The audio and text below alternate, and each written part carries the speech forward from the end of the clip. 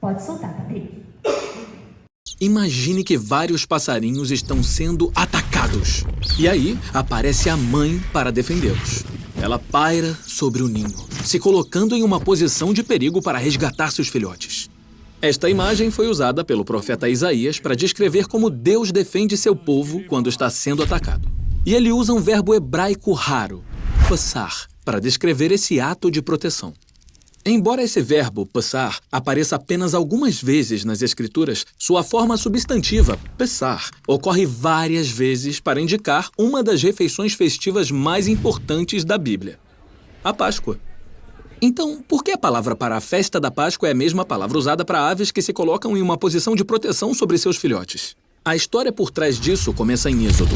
Faraó, que era um tirano brutal, havia ordenado que os meninos hebreus recém-nascidos fossem afogados no rio Nilo. Deus envia Moisés para confrontar o faraó, que se recusa a deixar o povo ir embora. Deus então ataca o Egito com 9 pragas para forçar o faraó a ceder. E a 10ª é uma praga mortal, que ataca o filho primogênito em cada casa, revertendo assim a própria maldade assassina de Faraó contra ele mesmo. Mas Deus providencia uma maneira de sobreviver a essa praga final. Qualquer família pode escolher um cordeiro sem defeito e assá-lo para uma refeição. Depois, eles devem espalhar seu sangue sobre o batente da porta de sua casa, purificando-a de qualquer associação com a maldade assassina do faraó. Moisés diz ao povo que se eles fizerem isso, Deus irá passar aquela casa. Yahweh passará para atacar os egípcios. E verá o sangue nas laterais e no alto da porta. E Yahweh irá passar por cima daquela porta. Ele não permitirá que o destruidor entre na casa de vocês para atacá-los. Essa palavra às vezes é traduzida como passar por cima, o que pode dar a ideia de pular ou desviar da casa. Mas outras versões traduzem a mesma palavra como proteger, que é como Isaías usou a palavra. Deus irá passar seu povo como aquela mãe-pássaro que paira sobre a casa e não permite que o destruidor, que é a praga, entre e ataque. Assim, a Páscoa, ou Pessar, em hebraico, é a noite em que o amor protetor de Deus impediu a morte. E depois desse primeiro Pessar, Moisés instrui os israelitas a observar essa refeição como uma festa anual. E ela tem sido celebrada todos os anos desde então. Bonito, né? Em rápida animação, a gente consegue ter algumas verdades teológicas. E então, por que é importante nós falarmos da Páscoa? Por que é importante estudar sobre a Páscoa, né? Nós falamos sobre a Páscoa já numa das nossas lições. Não sei se foi o ano passado ou o ano retrasado, nós falamos sobre a Páscoa. E nesse ano a pastora Rosânia também tocou nesse assunto numa de suas pregações. E ela falou sobre esse verbo que nós lemos aí, que era passar por cima. E claro que no enfoque da pregação dela. E hoje nós vamos no profundo dessa palavra, nós vamos entender por que existe essa festa e o que ela tem a ver com a obra da salvação. Porque você veio aqui para aprender sobre a obra da salvação e nessa terça-feira nós vamos falar de Páscoa. O que tem a ver a obra da salvação com a Páscoa. Então, antes de nós lermos o texto bíblico, que claro está em Êxodo 12, você vai abrindo aí, é importante que nós estudemos sobre a Páscoa, porque a libertação, ela marca o dia da libertação do povo israelita através de Moisés, lá do Egito, né? Então livrou, e isso de certa forma aponta, vislumbra um plano divino maior, né? O plano de salvação, o plano de libertar a humanidade. Então é importante que todas as vezes que nós vamos ler o Antigo Testamento, quando a gente começa a ler o Antigo Testamento, dá a impressão que o Antigo Testamento não menciona em nenhum momento a palavra salvação, a palavra graça e o próprio Jesus no Antigo Testamento. Mas, quando nós aprendemos que o Antigo Testamento ele é entendido com a chave do Novo Testamento e o Novo Testamento também é entendido com a chave do Antigo Testamento, nós sabemos que a Bíblia ela se autoexplica. Muitas vezes nós não vamos precisar que alguém nos ensine, e isso não é uma soberba, mas sim porque a Bíblia mesma ela nos ensina. As Bíblias antigas, hoje nós temos muitos recursos, nós temos Bíblias de estudo, de diversos jeitos, modos e linguagem. Mas vamos falar, há 20 anos, quando as Bíblias de estudo não existiam, essas Bíblias normais, como que nós fazíamos para estudar essas Bíblias? Essas Bíblias normais que não têm o comentário bíblico no rodapé. Nós tínhamos o quê? As referências. Então você está lendo o Êxodo e lá bem pequenininho, na notinha de rodapé, vai estar escrito assim: leia Hebreus. E aí você vai para Hebreus. Aí quando você vai para Hebreus, nessa Bíblia antiga, vai falar assim, esse versículo se complementa lá em Deuteronômio. Só que tem que ter o quê? Paciência, vontade. Então o que as pessoas de antigamente faziam? Sempre com o caderno na mão, anotava essas referências, porque não tinha a facilidade que nós temos hoje do computador, de jogar uma palavra aqui e falar assim, Google, eu gostaria de saber, ou ChatGPT, que agora é uma coisa que de certa forma, se você souber usar, vai te ajudar, e se você não souber usar, você vai ganhar um apelido feio. E aí você coloca lá, por favor, eu gostaria de ver todos os versículos da Bíblia que falem de cordeiro. Vai aparecer. Como era feito antigamente? Você ia nas referências. Eu preciso ver cordeiro, mencionou cordeiro aqui, está pedindo para eu ler Hebreus. Aí eu vou em Hebreus, anoto Hebreus. Aí Hebreus está pedindo, falando que lá em Mateus tem a palavra cordeiro também. E assim era o estudo de antigamente. Então, por isso que hoje não tem muita desculpa quando nós não estudamos a Bíblia, porque hoje tem muita facilidade. Mas eu não tenho tempo, a minha vida é corrida. A vida de todo mundo tem a vida corrida, e tem dias até que a gente não tem a vontade de ler, né? Mas hoje, vou dizer para você, se você não sabe, existem aplicativos que a Bíblia é narrada. Então você pode estar dirigindo, você coloca lá, quero ouvir o livro de Mateus inteiro enquanto eu estou nesse trânsito. Quero ouvir o livro de Isaías enquanto eu vou para São Paulo. Quem já fez isso? É muito bom. Eu não quero ouvir agora na versão NVI, eu quero ouvir na versão NAA. Agora eu quero ver na versão Nova Vida, e a Bíblia Viva tem tudo. Eu sou muito inteligente, eu quero ouvir a Bíblia em grego. Dá para ouvir também. Então assim, dá para ouvir em qualquer lugar. Na rua, no carro, no ônibus, em casa, lavando louça, dormindo. Eu vou colocar para eu ouvir os salmos dormindo. Tá tudo bem. Então assim, a gente tem muito ao nosso favor hoje, né? Dito isso, uma dúvida com você, que você tocou num ponto. Há um preconceito de que a Bíblia deve ser lida originalmente assim, no livro, espiritualmente falando, até por hábitos, costumes. As novas tecnologias, elas tiram um pouco disso, dessa ligação espiritual? Tira. Sim.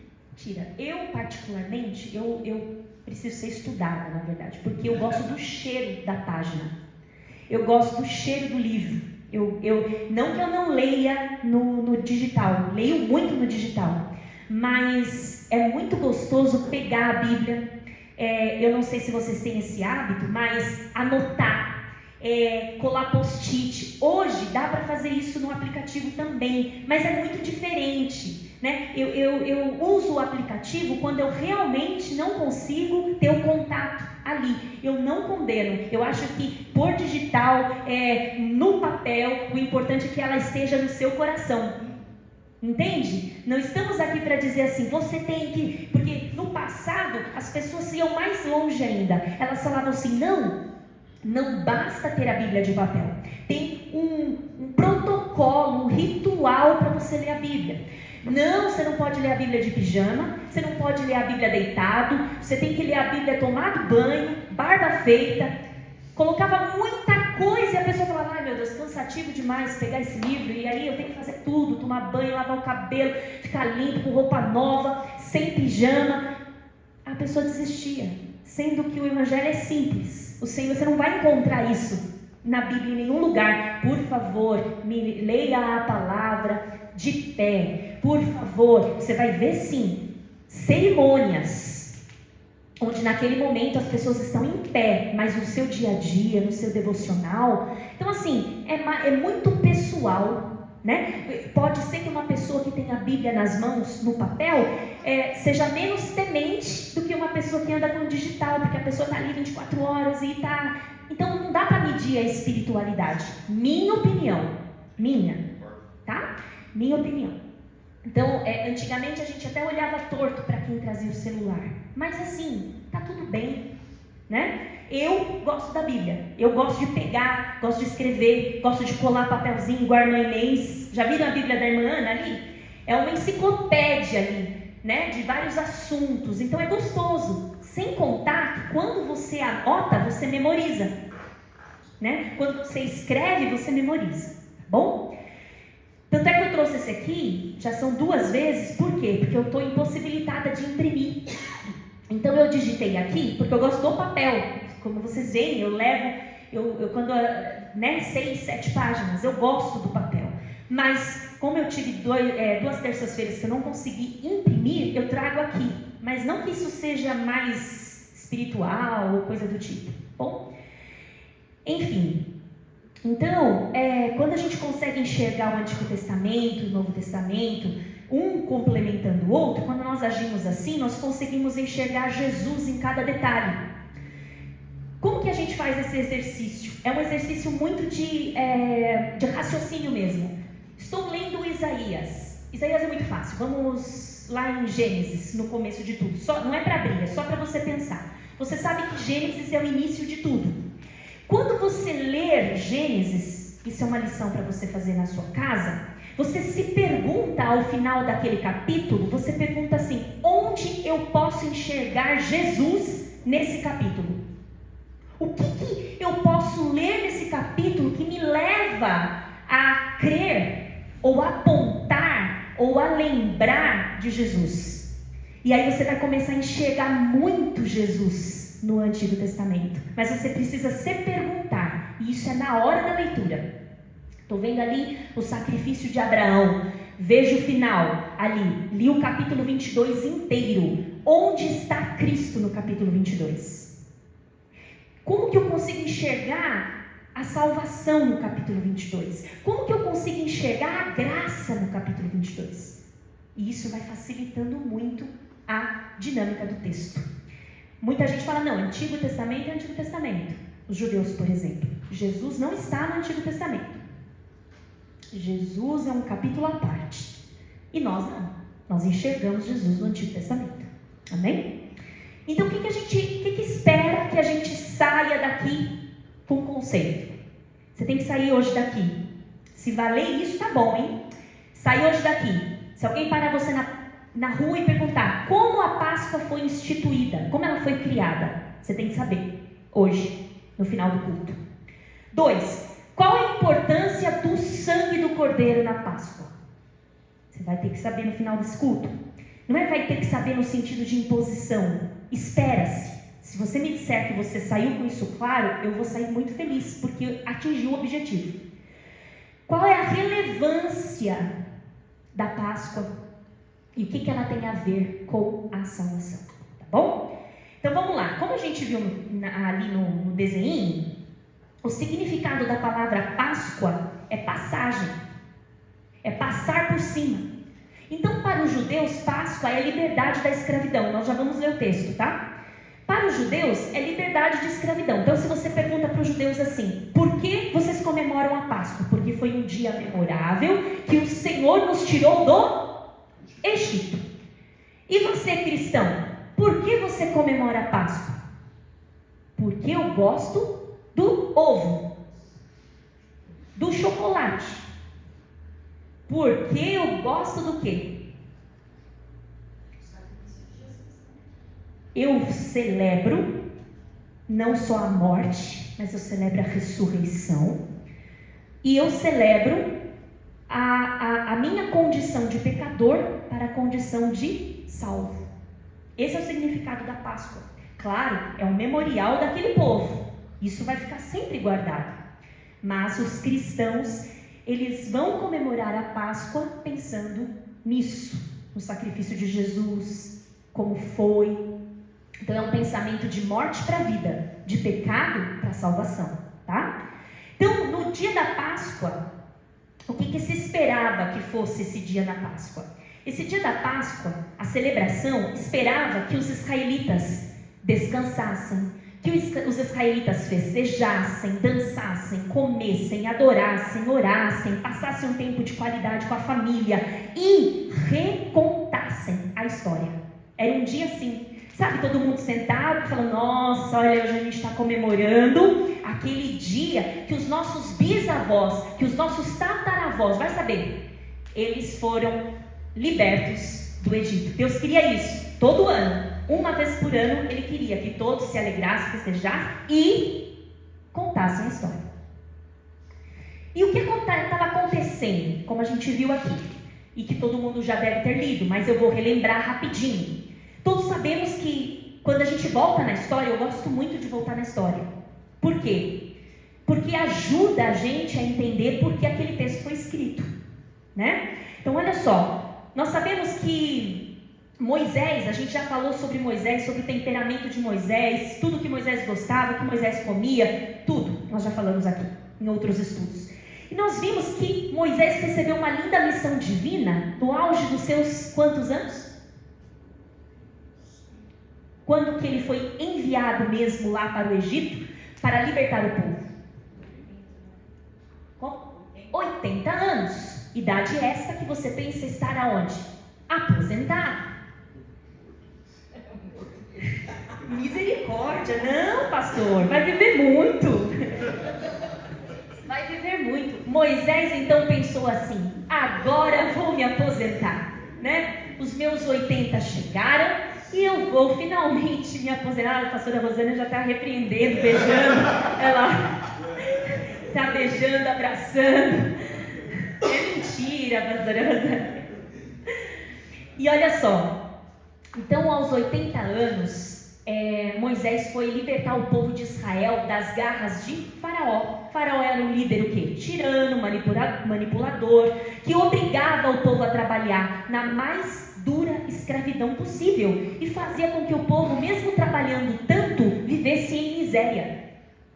Então era uma condição horrível, né? Trabalhava minimamente para comer. E era uma comida ainda muito rala, uma comida que não se podia dizer que era honrosa, né?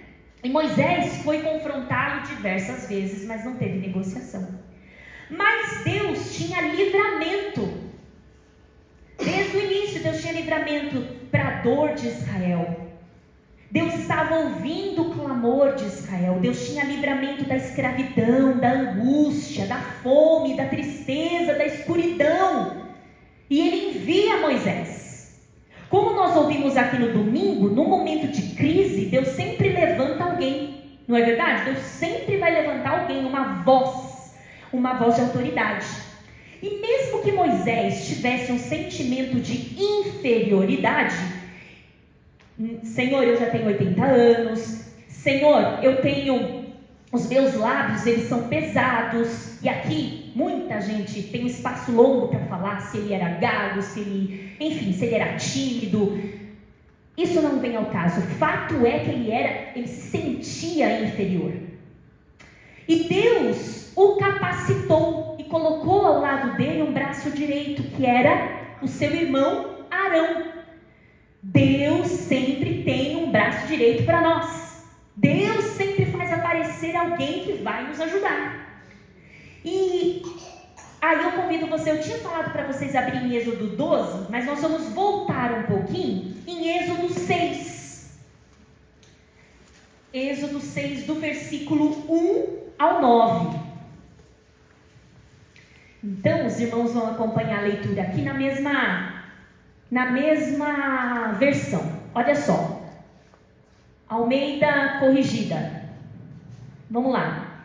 Então disse o Senhor a Moisés: agora verás o que hei de fazer a Faraó, porque por uma mão poderosa os deixará ir. Sim, por uma mão poderosa os lançará de sua terra.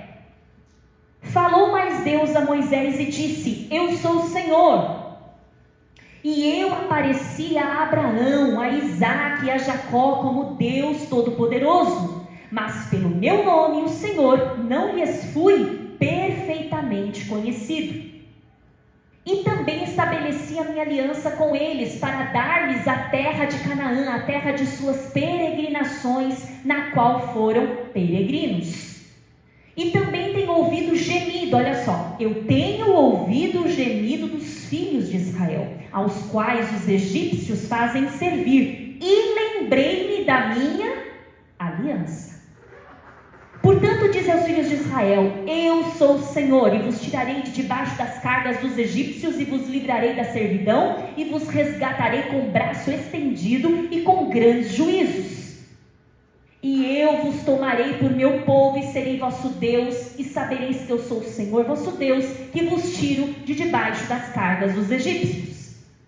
E eu vos levarei à terra, acerca da qual levantei minha mão, jurando que a daria a Abraão, a Isaque e a Jacó, e vou-la darei por herança, eu, o Senhor. Versículo 9, último. Deste modo falou Moisés aos filhos de Israel. Olha só, deste modo falou Moisés. Deste modo como? Do jeito que Deus mandou ele falar, ele falou. Deste modo falou Moisés aos filhos de Israel. Mas eles não ouviram a Moisés, por causa da angústia de espírito e da dura servidão. O que a gente entende aqui? Que daí, porque eles não ouviram, Deus transmitiu, mas por causa do desânimo, da crueldade da escravidão, o povo não deu atenção para essa promessa. E o que aconteceu? Deus envia então as 9 pragas, que nós não vamos falar aqui quais são. Carol, mas não são 10? São 10, mas espera aí.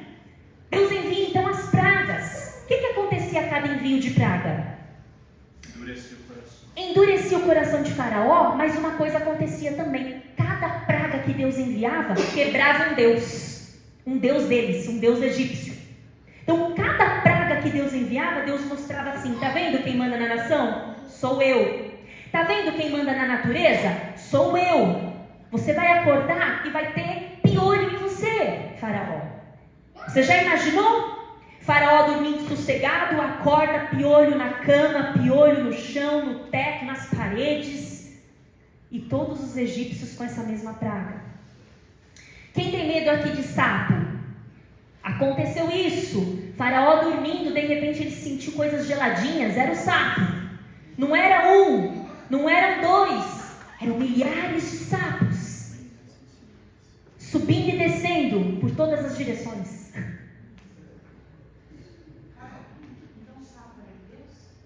Tudo para eles era em homenagem a um Deus. Não que seja um Deus, mas assim, eles levantavam um Deus para falar da fertilidade.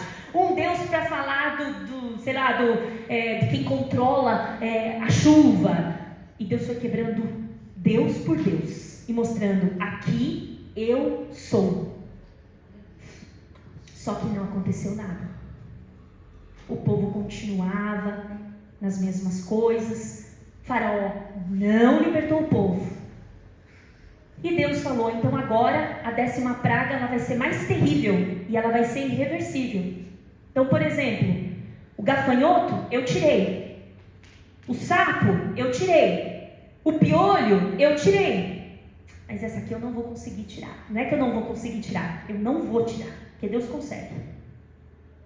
E ela está lá, é a 10ª praga. Vamos lá? Êxodo 12, agora sim. Êxodo 12. Eu vou pedir para os irmãos passarem rapidinho, fazer leitura rápida para ganhar tempo, tá bom? Vamos lá. E falou o Senhor a Moisés e a Arão na terra do Egito, dizendo: este mesmo mês vos será o princípio dos meses, este vos será o primeiro dos meses do ano. Falai a toda a congregação de Israel, dizendo: aos 10 deste mês, tome cada um para si um cordeiro, segundo as casas dos pais, um cordeiro para cada família. Mas, se a família for pequena para um cordeiro, então tome um só com o seu vizinho perto de sua casa, conforme o número das almas, cada um conforme ao seu comer, fareis a conta conforme ao cordeiro. O cordeiro ou cabrito será sem mácula, um macho de 1 ano, qual tomareis das ovelhas ou das cabras. E o guardareis até o 14º dia deste mês, e todo o ajuntamento da congregação de Israel o sacrificará à tarde. E tomarão do sangue, pô-lo em ambas as ombreiras e na verga da porta, nas casas em que o comerem. E naquela noite comerão a carne assada no fogo, com pães asmos ou ázimos, com ervas amargas, a comerão. Não comereis dele cru, nem cozido em água, senão assado no fogo, a sua cabeça com seus pés e com a sua fressura. E nada dele deixareis até amanhã. Até amanhã, não amanhã de amanhã, mas até o período de manhã cedo. Mas o que dele ficar até amanhã, até cedo, queimareis no fogo. Assim, pois, o comereis os vossos lombos. Olha só. Assim, pois, o comereis. 2 pontos. Como? Como você vai comer? Com os vossos lombos cingidos, os vossos sapatos nos pés, o vosso cajado na mão, e o comereis apressadamente. Esta é a Páscoa do Senhor. Pula para mim no 21, por favor. 21, 24. Chamou, pois, Moisés a todos os anciãos de Israel e disse: escolhei e tomai vós cordeiros para vossas famílias e sacrificai a Páscoa. Então tomai o molho de sopa e molhai no sangue que estiver na bacia, passai na verga da porta, em ambas as ombreiras, o sangue que estiver na bacia. Porém, nenhum de vós saia da porta da sua casa até o período da manhã. Porque o Senhor passará para ferir aos egípcios. Porém, quando vir o sangue na verga da porta, em ambas as ombreiras, o Senhor passará aquela porta, e não deixará o destruidor entrar em vossas casas para vos ferir. Portanto, guardai isto por estatuto para vós e para vossos filhos para sempre. Versículo 25. E acontecerá que quando entrardes na terra que o Senhor vos dará, como tem dito, guardareis este culto. E acontecerá que quando vossos filhos vos disserem: Pai, que culto é esse? Então você vai responder: este é o sacrifício da Páscoa ao Senhor, que passou as casas dos filhos de Israel no Egito, quando feriu aos egípcios e livrou as nossas casas. Então o povo se inclinou e adorou. E foram os filhos de Israel e fizeram isso como o Senhor ordenara a Moisés e a Arão, assim fizeram. E aconteceu, versículo 29 agora, e aconteceu, depois da Páscoa. Então olha, nós vamos, tudo que eu li rápido eu vou explicar, tá bom? E aconteceu, à meia-noite, que o Senhor feriu a todos os primogênitos na terra do Egito, desde o primogênito de Faraó, que se sentava em seu trono, até o primogênito do cativo, que estava no cárcere, e todos os primogênitos dos animais. Então essa é a 10ª praga. Antes que a 10ª praga se cumprisse, Deus deu instruções específicas. Deus deu orientações ao seu povo para que se preparassem para o grande acontecimento.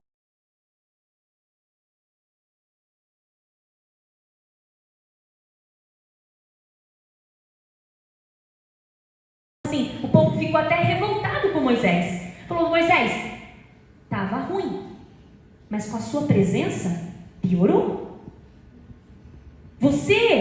Toda vez que você vai lá conversar com o faraó falando que vai ter libertação, nós somos mais castigados, nós temos mais peso, nós temos menos comida. Então é melhor que você não faça mais nada, deixa a gente aqui. Então olha só. Então por isso que a 10ª praga foi decisiva. Então Moisés foi lá e falou: ó, liberta o povo, senão todo primogênito, primogênito de cada família vai ser ceifado. Houve crença nisso? Não. Mas Deus poupou o povo de Israel. E por que Deus poupou o povo de Israel? Você pode pensar assim: porque o povo de Israel era o povo escolhido? Porque o povo de Israel era o povo perfeito? Porque o povo de Israel não tinha tanto pecado quanto o povo egípcio? É isso? Não. No patamar de Deus, tanto os egípcios quanto os israelitas estavam no mesmo nível, pecadores. Igual. Então o que Deus fez?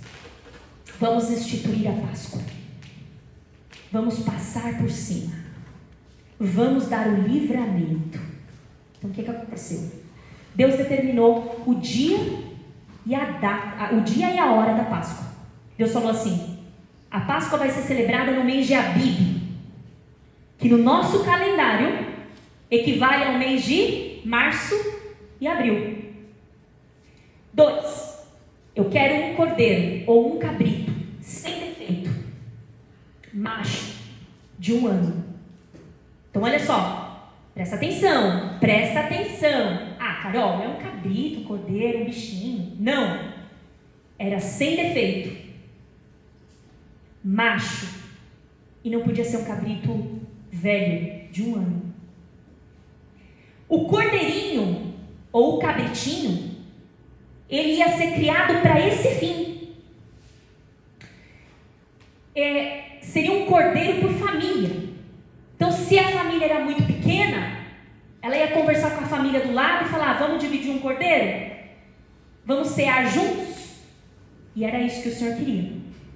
E aqui abrindo um parênteses bem grandão, para você saber por que o cordeiro, e por que ele fala cordeiro, cordeiro, cabrito de 1 ano. Olha aí. O israelita, ele teve esse tempo, depois da mensagem de Moisés, para escolher o bichinho.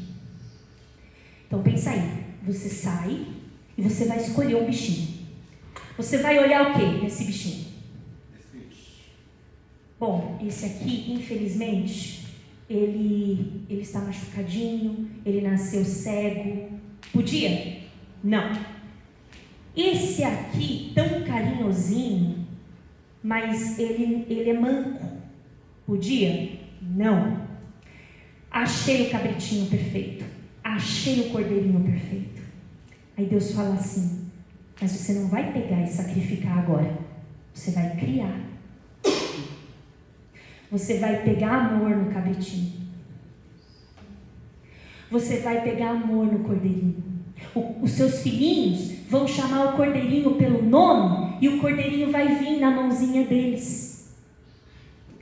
E aí por 10 dias ele vai estar ali com você. No 10º dia você vai separar esse cordeirinho. E no 14º dia você vai imolar o cordeirinho. Você vai sacrificar o cordeirinho.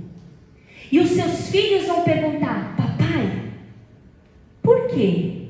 E você vai responder: porque esse é o cordeiro substituto. É para que você, que é primogênito, não seja sacrificado no lugar. O mesmo amor que eu tenho pelo meu filho primogênito, claro que ele não vai se comparar com o cordeirinho, mas é para sentir o quanto ele se apegou na família, e ele agora vai servir de substituto de derramamento de sangue para perdão dos pecados. Vocês leram aqui. Seu filho vai perguntar: pai, por quê? E você vai responder. Então vamos lá. Ficaram assustados? Ficaram assustados? Onde a gente enxerga Jesus aqui? Êxodo, lemos 12, capítulo 12. Onde está Jesus aqui? Onde ele está? Cordeiro. Mas não só, né? Não só. Deus entregando o seu filho. Quando o pai pega e corta e o sangue espirra, imagina o sangue espirrando nos sapatinhos das crianças. Pai, por quê? Ele era nosso bichinho. É porque se não fosse ele, seria você. Vai desenhando aí onde você vê Jesus. Se não caiu uma lagriminha até o final, você não entendeu. E aí o sangue do cordeiro, depois que ele era imolado, depois que ele era sacrificado, o que acontecia? Era bem na porta. Tinha que sacrificar ali na porta. Ali aquele sangue era colhido numa bacia e com esopo. O que é esopo? Tipo manjericão. Quem conhece manjericão? Que tinha as folhas bem largas. Era para pegar, fazer uma vassourinha ali e passar aonde? Não só nas laterais. Era na direita, na esquerda e no batente. Olha isso. Olha isso. Direita, esquerda e batente, que é a minha cabeça. Significa o que aqui? Onde eu vejo Cristo? Uma cruz. Vai pensando aí, onde você vê Cristo? Vamos lá. Não, mas eu já li essa passagem, nunca vi Cristo na porta. Então, valeu a pena hoje, hein? Olha só. A casa que o sangue estava na porta, o anjo destruidor, o anjo da morte, não entrava, ele passava porque é o significado da passar por cima. E Deus não queria que o cordeiro fosse consumido cru, nem cozido, mas teria de ser assado no fogo. Teria que ser acompanhado de ervas amargas e pães sem fermento. Por que ervas amargas? Por quê? Não. Ele queria que as pessoas lembrassem quão amargo foi o Egito. Então sempre vai ser assim: cordeiro assado com ervas amargas, para quando você passar a erva amarga e experimentar, você lembrar: foi amargo aquele tempo do Egito. E o pão sem fermento? O pão sem fermento? Por causa que faltava comida para os escravos? Quase. Mas fica aí. De comida o Jonas entende e ele vai falar no final do culto. Fica aí. Foi muito bom a sua participação. O fermento significa o seguinte: como que eles comeram, gente? Vamos lá. Aqui é a mesa. Olha como Deus falou para eles comerem. Olha como isso foi. Vocês vão comer com o cinto já afivelado. Não vai sentar, não. Não é uma Páscoa que você senta, coloca o assado, todo mundo se cumprimenta. Não. Vocês vão comer em pé, de sapato, de cinto, já com a forma da massa, porque é a Páscoa do Senhor, ou seja, é a fuga. Você tem que estar preparado, porque vai ter a fuga, e não vai dar tempo de você voltar para pegar nada. Então você vai comer em pé junto com seus filhos, junto com a sua família. E enquanto você come, o anjo destruidor está passando. Imagina o que teve israelita que nem dormiu, só vendo o que ia acontecer. Teve israelita que ouvia de madrugada, porque a Bíblia fala que foi um grande choro no Egito. Por quê? Desde o trono de Faraó até o filho primogênito do escravo caiu morto à meia-noite, conforme o Senhor falou. Então o povo israelita só ouviu o choro enquanto eles se alegravam com o Senhor. Vamos lá. Então, para que serviam mesmo as ervas amargas? Para lembrar como foi amargo a época do Egito. Olha, gente, vamos dar 10 para esse menino? Nossa! E agora presta atenção. Por que o pão sem fermento? Para que serve o fermento? Crescer, aumentar, espalhar. Precisa de tempo, não é? Eles iam levar um pão com a massa bem fininha, murcha, para eles lembrarem que não deu tempo. Foi fuga. Então toda vez Deus queria assim, tá, agora vocês têm tempo de cear na mesa, mas o pão continua sendo sem fermento, porque eu quero que vocês lembrem do dia da fuga, o dia que eu libertei. E aí Deus falou assim: se sobrar alguma coisa no dia seguinte, queima, não vai levar. Cada ingrediente então teve um significado. Meu Deus, tem que correr, é muito legal essa aula. Eu, na hora de fazer essa aula, falei: meu Deus, que coisa linda. E aí, naquela noite, o anjo destruidor passou pelo Egito, ferindo as casas, como eu falei, e houve grande choro no Egito. Caía lá o primogênito do escravo, caía, mas caía também o primogênito do rei. E aí, caía também o bezerrinho primogênito. Caía também o filhotinho primogênito, porque o Senhor falou: eu vou ferir o primogênito até do animal. E aí, quando o anjo passava, o anjo destruidor passava e via o sangue na porta dos israelitas, ele falava: aqui já teve um substituto. Eu não preciso ferir o primogênito desta casa, porque esta casa já sacrificou. Onde eu vejo Jesus aqui? Segura aí. Então olha só. Houve grande tristeza, né? Houve choro. Os egípcios estavam ali vendo os israelitas protegidos, os israelitas não choravam. Os israelitas, depois no dia seguinte, foram praticamente expulsos, porque o Senhor falou, ele falou assim: vocês não serão só libertos, vocês serão expulsos de lá. Vocês serão persona não grata. Por quê? No dia seguinte, os egípcios saíram e falaram assim: nós não queremos mais esse povo conosco. Não! Olha, enquanto o povo de Israel estava sendo liberto, os egípcios estavam enterrando seus filhos.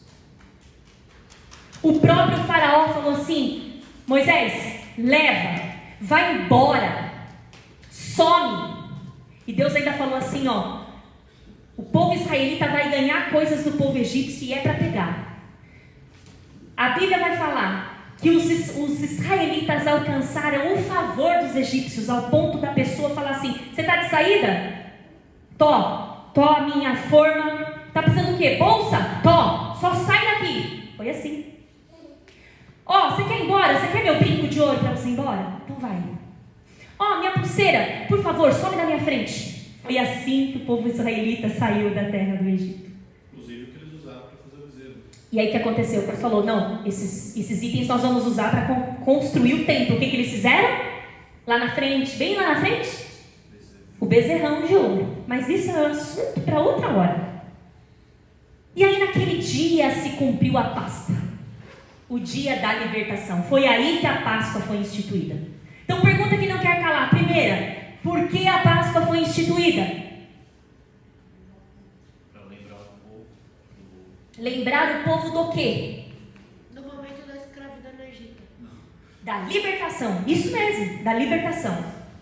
Então assim, o sangue passou então a ter um significado importante para o israelita, né? Só que o tempo passou, né, irmãos? O tempo passou. O povo saiu do Egito, tudo alegre, feliz, com um monte de coisa boa. Nós vamos chegar na salvação, fica aí.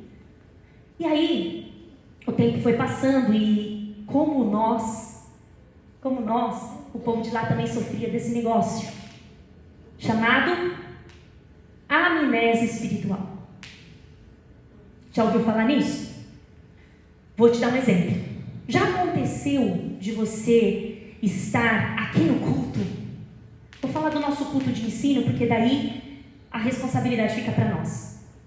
Já aconteceu de você estar aqui no culto de ensino e aí nós passarmos por uma lição e você falar assim: mas eu já aprendi isso em algum momento? Nossa, tinha esquecido. Isso é a amnésia espiritual. Por isso que, às vezes, até você fala: mas que palavra repetida, né? Mas não é isso. A intenção é que você absorva ao ponto de você não esquecer mais. Mas o povo de Israel se esqueceu. O que Deus tinha falado que a Páscoa tinha que ser comemorada? Como? Uma vez por ano. E aí o que aconteceu?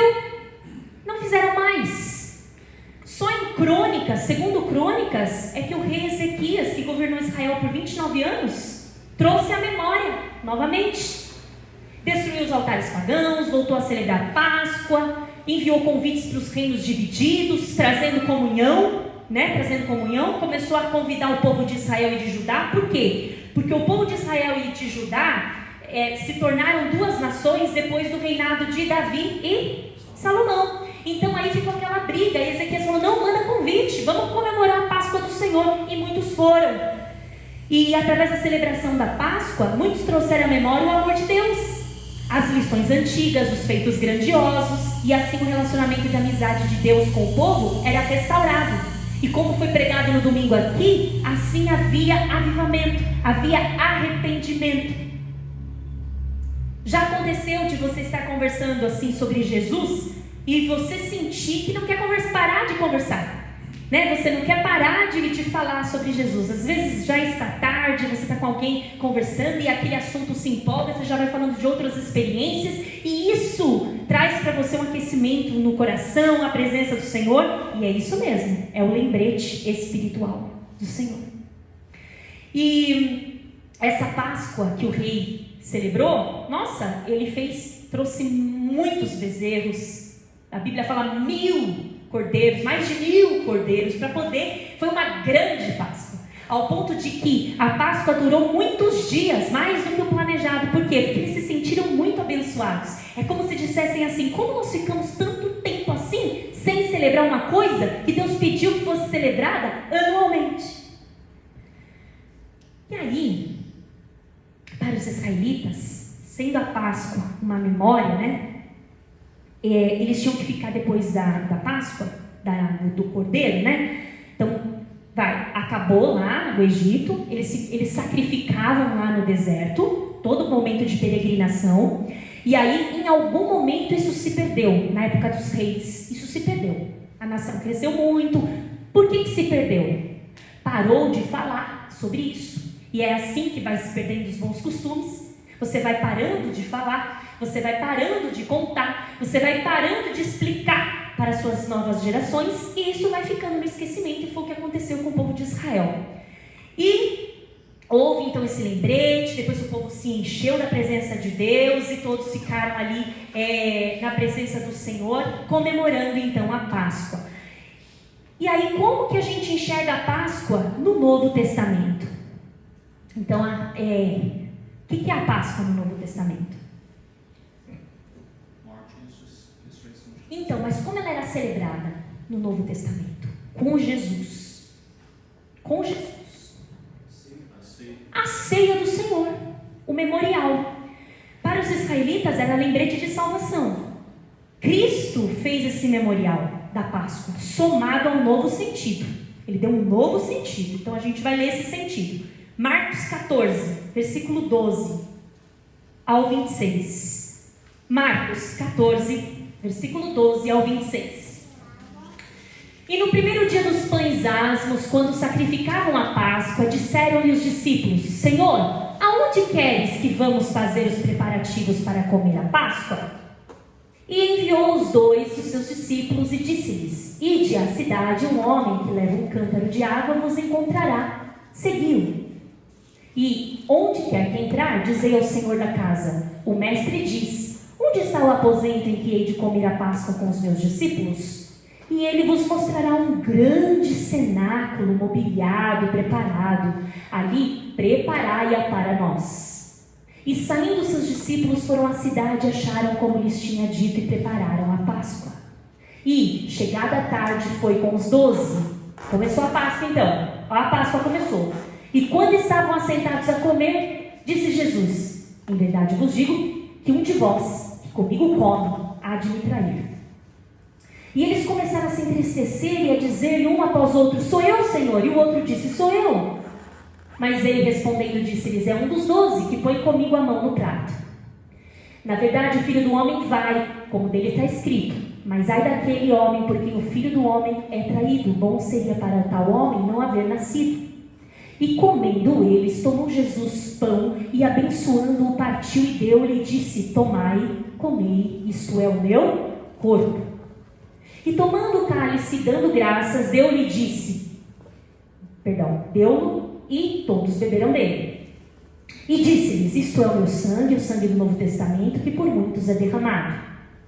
Em verdade vos digo que não beberei mais do fruto da vide até aquele dia em que o beber novo no reino de Deus. E, tendo cantado um hino, saíram para o Monte das Oliveiras. Celebração simples que Jesus fez, modesta, uma cerimônia totalmente modesta, bem rápida, que causou um climão, porque estava todo mundo alegre ali. Eu acho tão bonito esse capítulo, porque ele fala assim, os discípulos falam: Senhor, onde a gente vai celebrar a Páscoa? Pensa bem, o que estava acontecendo lá em Jerusalém? A época da Páscoa. A Páscoa judaica. Então estava vindo muita gente de vários lugares para celebrar a Páscoa aí em Jerusalém. E imagina a sua quantidade de cordeirinho. Um monte, porque cada um levava o seu para a celebração da Páscoa com a sua família. Enquanto isso, Jesus estava celebrando a Páscoa de uma forma diferente. Eu acho tão interessante porque os discípulos perguntam: Senhor, onde a gente vai celebrar a Páscoa? Olha o que Jesus fala: vai até um lugar, você vai encontrar um homem, e aí você fala para ele, o mestre pergunta, gente, olha só, o homem andando na rua, nada a ver, aí você para o homem e fala assim: você sabe onde vai ser a Páscoa do Senhor? Você vai seguir o homem. Olha, Jesus, você segue o homem. Aí ele vai te apresentar um lugar. E o homem vai mesmo, ele vai. Aí ele fala assim, apresenta um lugar, um cenáculo, né? Assim, um salão grande. E aí ele fala assim, é aqui? Os discípulos perguntam para ele. Um homem nada a ver, assim, não tem na história o nome dele. É aqui que vai ser celebrado? E o homem falou, sim, é aqui. Aqui está a mesa, aqui estão os assentos. Assim. Você vai encontrar um homem, o homem vai estar assim, assado, para ele. E nem quando ele fala assim, ó, vai lá, você vai ver um jumentinho novo, você vai falar assim, o mestre falou que é o dia da Páscoa, é o dia da entrada em Jerusalém. A pessoa mesmo vai te entregar voluntariamente o jumentinho. Olha isso! Não teve um encontro prévio. Tipo assim, ó, vai lá, fala com o Manuel, ele tem um jumento. Não! Você vai encontrar um homem, ele vai estar com o jumentinho amarradinho, você vai falar, ó, a entrada triunfal. Sim, é o jumentinho do Senhor. Uma coisa assim meio, né? Sobrenatural, essa é a palavra. E aí teve um climão, porque no final da tarde, que era a hora de fazer o sacrifício, né? Não era no entardecer. Então eles se reuniram, Jesus estava no meio deles, e eles lá sentadinhos, bonitinhos, conversando com Jesus, achando tudo muito maravilhoso, porque foram convidados. Jesus fala assim, eis que vos digo, um aqui vai me trair. Gente, que climão. Imagina, um olhando para o outro. É você? Não, eu não. Eu amo meu Senhor. É você? Eu acho, se fosse nos dias de hoje, nós já íamos mandar um zap para outra pessoa da frente, falar assim, é você, né?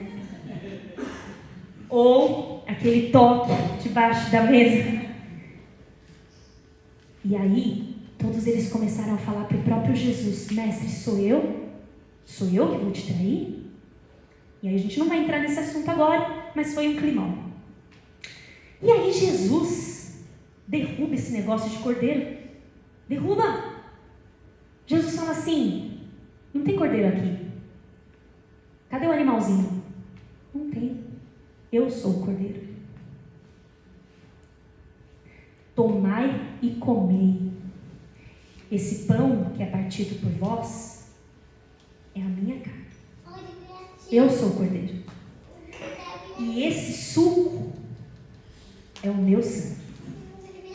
Fazer isto todas as vezes em memória de mim. Gente, foi uma quebra ali. Cadê o cordeiro? Cadê o pão asmo? Eu sou o cordeiro. Por isso que hoje o católico, quando ele vai na missa, só que eu até estava assistindo um debate sobre isso, que o católico ele acha, e eu não estou ofendendo ninguém aqui, por favor, mas a transubstanciação, o que ele pensa, pastor Márcio? Que o suco de uva agora é sangue mesmo, e o pão, a hóstia, é a carne mesmo. Só que a Bíblia nos fala que não. A Bíblia fala, este é o pão que simboliza o meu corpo, que é partido por vós. A Igreja Católica sente a necessidade de matar Jesus todo domingo. É como se eles estivessem mastigando ali a carne do Senhor. Não que isso seja uma blasfêmia, não é isso, mas não é o que Jesus disse. Ele disse assim, é semelhante o meu corpo. O que é semelhante? Quando alguém fala assim, é semelhante. Parece, meu Deus, esse menino vai dar aula aqui, hein? Então Jesus estava falando assim, o sacrifício nessa mesa sou eu. Entendeu? O sangue é meu. E aí, rapidamente, vamos então fazer um paralelo do Antigo para o Novo? Vamos lá. Animal sacrificado no Antigo Testamento, como era? Cordeiro sem defeito. E no Novo? Jesus. Meu Deus, gente. Olha, vem na próxima terça-feira que eu vou trazer bombom para você. Propósito no Antigo Testamento, só para ele, viu, Jonas? Ó, Jonas. Propósito no Antigo Testamento. Qual que era o propósito da Páscoa no Antigo Testamento? A libertação. Libertação do povo de Israel. E qual é a finalidade, o propósito no Novo Testamento? Salvação. Um bombom para a pastora Rosália também. Qual é o significado do sangue no Antigo Testamento? Como que ele era usado no Antigo Testamento?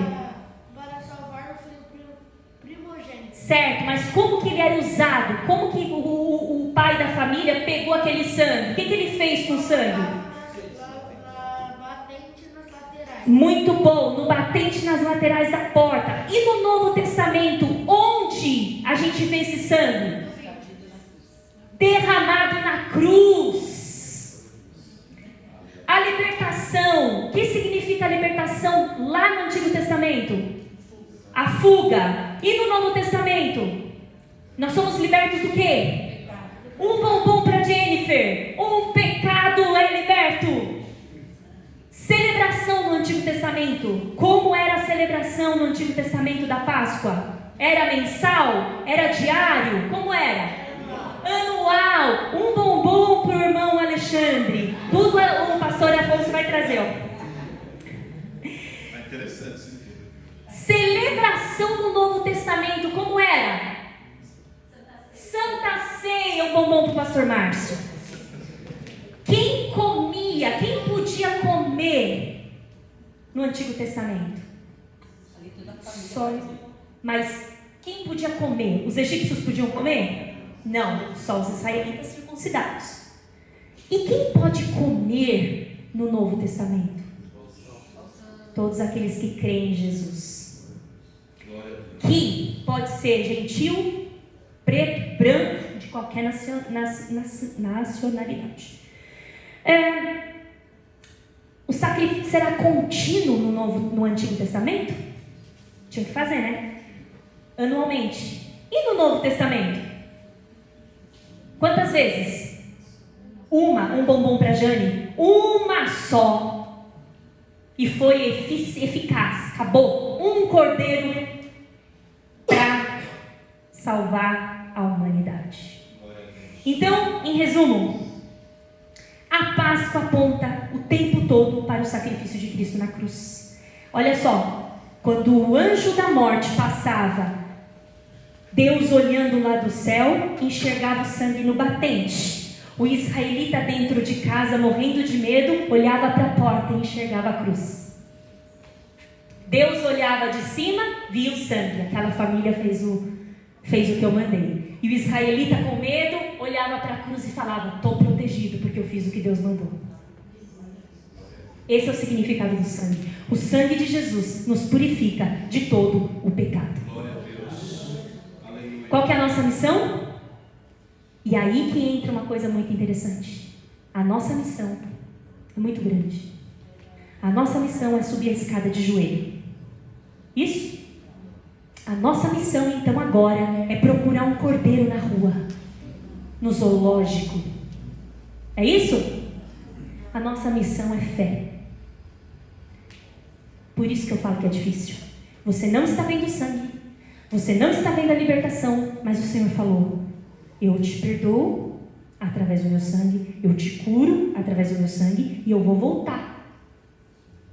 O israelita ouvia assim: vai ter libertação. 200 anos já se passaram. Vai ter libertação. 300 anos já se passaram. Vai ter libertação. 400 anos se passaram e houve libertação. Dias de hoje, Jesus vai voltar. Imagina, minha tataravó era a mesma coisa. Jesus vai voltar. Já ouvi isso muito tempo. E vai chegar o dia que Jesus vai voltar. E aí ele vai olhar para você. E ele vai ver uma pessoa lavada e remida no sangue dele. E só pode sentar na mesa quem tem essa fé.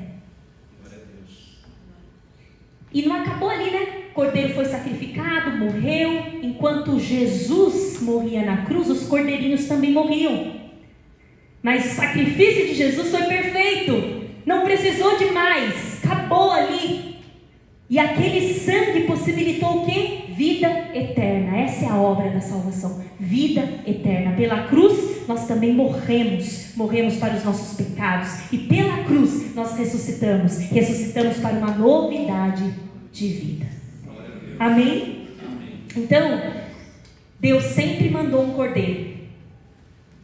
Quando a gente vê lá Gênesis 22, Deus mandou um cordeiro para Abraão. Quando a gente vê o povo de Israel fazendo sacrifício, Deus mandava o cordeiro para toda a nação para fazer o sacrifício anual. E no Novo Testamento, João Batista olhou para Jesus e disse o quê? Eis o cordeiro de Deus que tira. Ah, gente, isso aí a gente tem que saber de cor. 1, 2, 3. Amém. Deus abençoe os irmãos. Palmas que exalta Jesus.